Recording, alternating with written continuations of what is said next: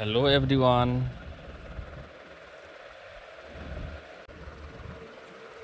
Let's start. Tense. Tense is a grammatical term which shows the time of an action. Tense जो है एक प्रकार का grammatical term है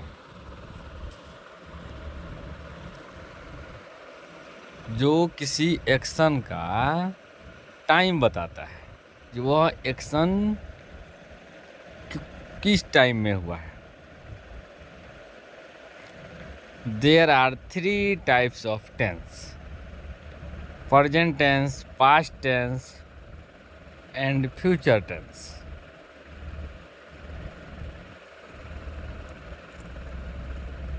The definition of present tense is: present tense indicates actions, events, or states happening now or habitual, conveying immediacy and relevance to the present moment.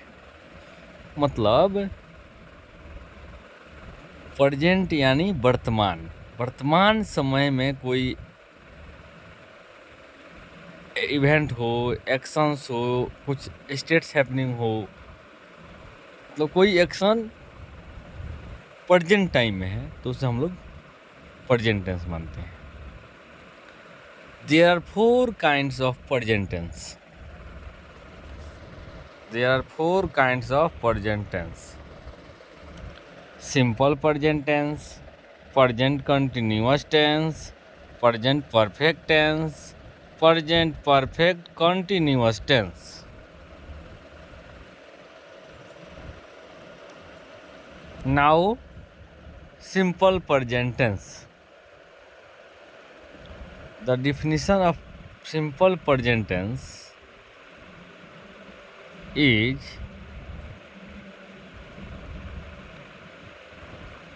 the simple present tense is used to express habitual actions, universal truths, facts, routines, and scheduled events. Simple present tense का use habitual actions, universal truths, facts, routines and scheduled events के लिए करते हैं. For example, he completes his homework daily. वह अपना homework daily पूरा करता है, मतलब उसका क्या है, हैबिट है, आदत है, वो हमेशा करता है. The sun rises in the east. ये जो बी नंबर एग्जाम्पल है, The sun rises in the east.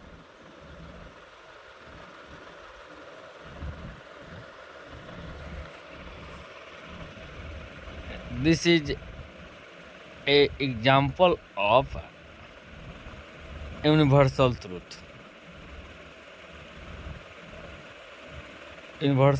The meaning of universal truths is सार्वभौमिक सत्य या त्रिकाल सत्य. यानी तीनों काल में सत्य है. जैसे सूर्य पूर्व में उगता है, उगता था, उगता रहेगा. ये ऐसे, मतलब इसको भी दिखाने के लिए हम लोग सिंपल प्रेजेंट टेंस के ही यूज किया जाता है. सी नंबर एग्जाम्पल सुने. PM visits Patna tomorrow. प्रधानमंत्री कल पटना क्या करेंगे, विजिट करेंगे. This is also simple present tense.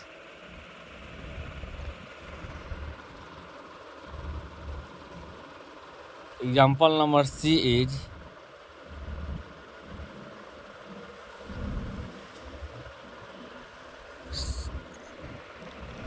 used for scheduled events. Example number जो सी है, पीएम विजिट्स पटना टुमारो, यह शेड्यूल्ड इवेंट्स का मतलब बता रहा है, एग्जाम्पल है। और डीपली सिंपल प्रेजेंट टेंस को समझने के लिए देखते हैं बाबू, आइडेंटिटी यानी पहचान। यदि हिंदी सेंटेंस है तो उसे हम लोग कैसे पहचानेंगे जी वह सिंपल प्रेजेंट टेंस में है कि प्रेजेंट कंटिन्यूअस में है।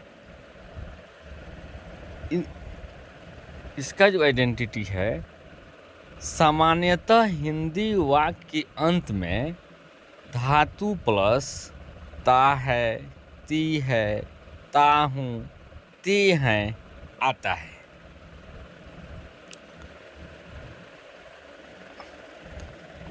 अब सवाल बनता है, धातु क्या है? ये मेटल वाला धातु नहीं है, ये जो क्रिया है हिंदी में, जो क्रिया उसमें धातु आता है। क्रिया के मूल रूप को धातु कहते हैं। जैसे पढ़ना क्रिया है, पढ़ना में पढ़ धातु है, जाना में जा धातु है, आना में आ धातु है। तो सिंपल प्रेजेंट टेंस के जो सेंटेंस सामान्यतः होंगे वो धातु प्लस ता है, ती है, ता हूँ, ते हैं आएंगे। जैसे मैं जाता हूँ, तो जाना वर्ब का जा धातु हो गया, ता है, ती है आ गया। वह प्रतिदिन स्कूल जाती है। The rule of simple present tense is subject plus verb का फर्स्ट फॉर्म और वर्ब का fifth form plus object.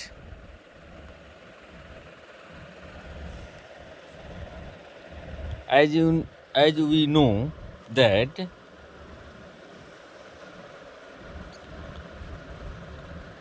when we add es in verbs to change form 5,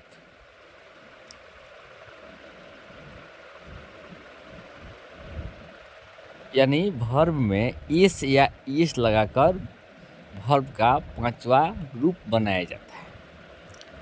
तो हम सब जानते हैं कि सामान्यतः एस लग जाता है, बट एस के भी कुछ नियम है। नोट में मैं एक समझा रखा हूँ आपको। verbs that end with o, s, sh, ch, x and z form v5 by adding es।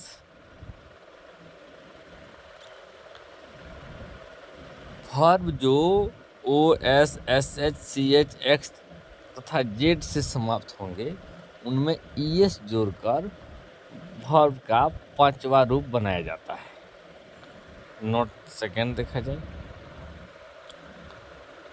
V1 is used with I, we, you, they and plural nouns। Verb का फर्स्ट फॉर्म का रूप हम लोग आई के साथ, वी के साथ, you के साथ, दे के साथ एंड प्लूरल नाउन के साथ करते हैं।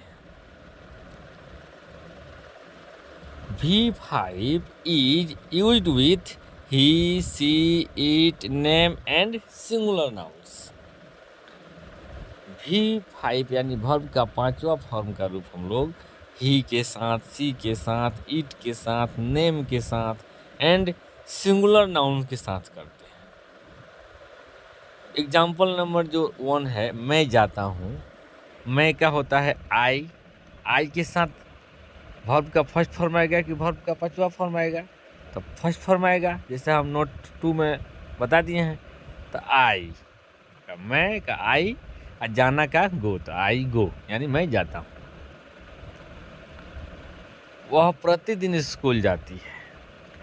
सी के साथ वर्ब का फिफ्थ फॉर्म आएगा, आपको पता ही है। She goes to school every day. अंत में वर्ब के अंत में ओ आया है तो यहाँ एस लगा।